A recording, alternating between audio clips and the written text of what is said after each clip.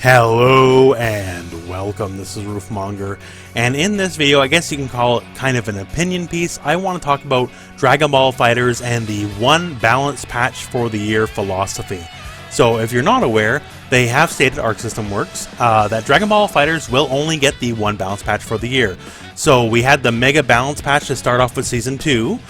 We had the system level changes first, and we had all the character level changes come, and that's it, that's all we're gonna get. Now, that is not to say that is the end of Season 2 content, to be sure.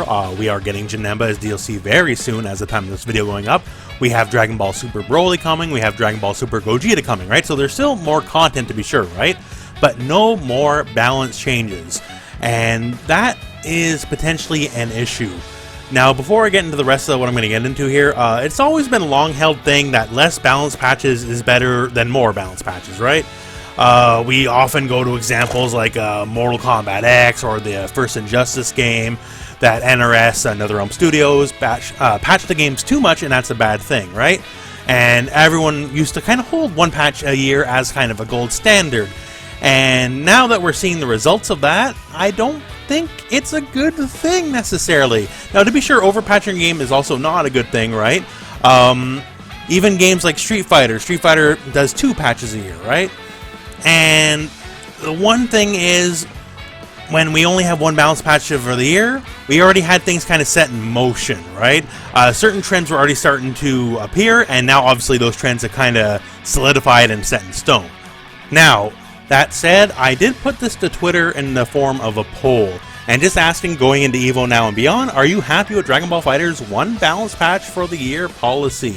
And the answer overall was no, people are not happy. Now, it wasn't a complete blowout, as you can see here. It was 38% to 62%, but still, the no's do have it, and just people aren't feeling it.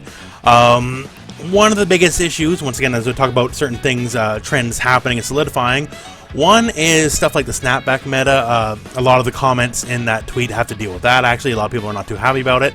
I myself, personally, am not too happy about it, to be honest with you, right? Like, as someone who's always played multiple big characters, the snapback meta, you know, getting more and more prevalent. Like, a lot of the tech that's come out since Season 2 has specifically to do with, you know, fuzzy setups, you know, all the sort of left-right cross-up weirdness, all that, and a lot of it affects big characters only, and honestly, that kind of hurts my will to play the game, you know?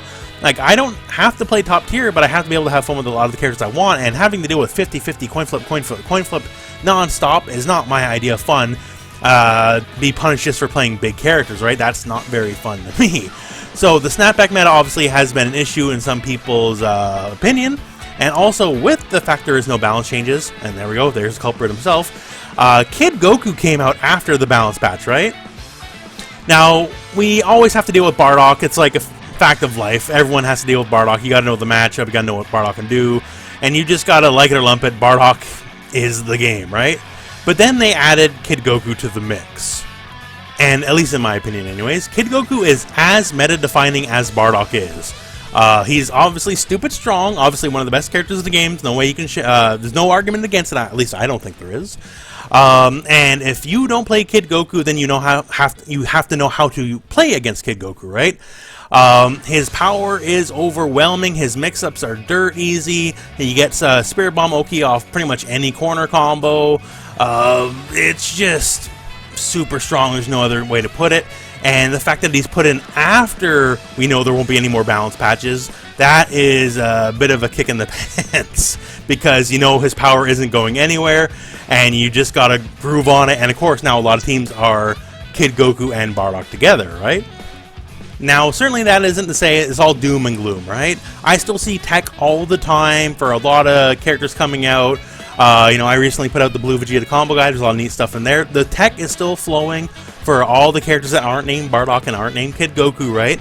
But the only issue is a lot of it is just for, you know, knowledge for the sake of knowledge, right? Because if you're playing dead serious, if you're playing to compete, a lot of characters, simply put, can't compete with Bardock or Kid Goku. Like, in my opinion, the character variety in a purely competitive setting, so, you know, tournaments and people playing to win, right?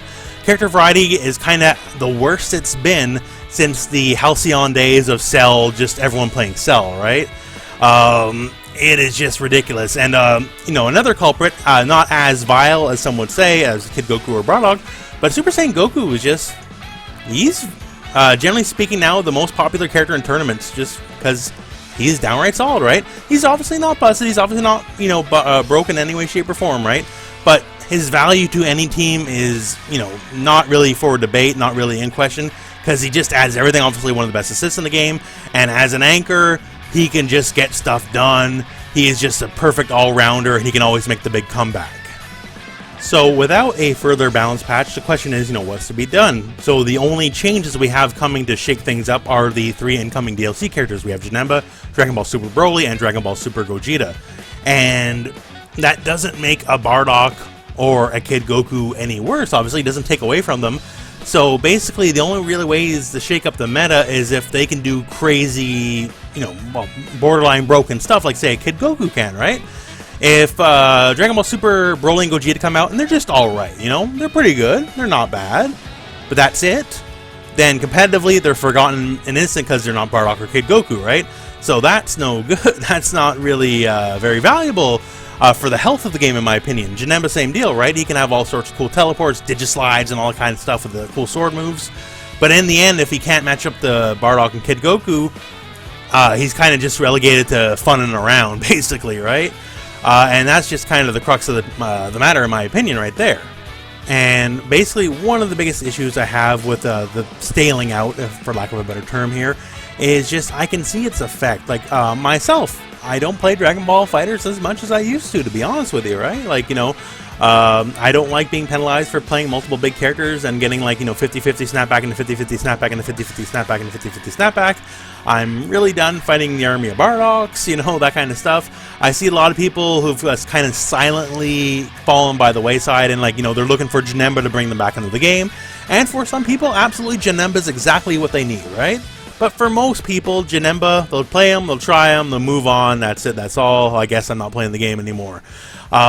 When the one balance patch was announced, I thought it was a grand thing, a grand experiment to do, and now that we're pretty deep into it, I gotta say I'm just not a fan, because people fall off, and just things kind of solidify and stagnate, and yeah, it just doesn't get very good. Like when we had the big Cell meta, right? When everyone, their father and their uncle and their mother and everybody was playing Cell, right? We had balance patches directly affect that. Like, yeah, we learned some tech, and then it turns out, you know, Kid Buu was actually way worse than Cell ever was. But, you know, that's with the benefit of hindsight. We know that now, right? But then in the end, then it would just solidify to Cell and then Kid Buu, right? But yeah, I don't think it's a bad thing for balance patches to guide the shape of the meta. Sometimes letting stuff sit absolutely is the best, but, you know, we've let stuff sit for a while now at this point here, and we can see where it's going.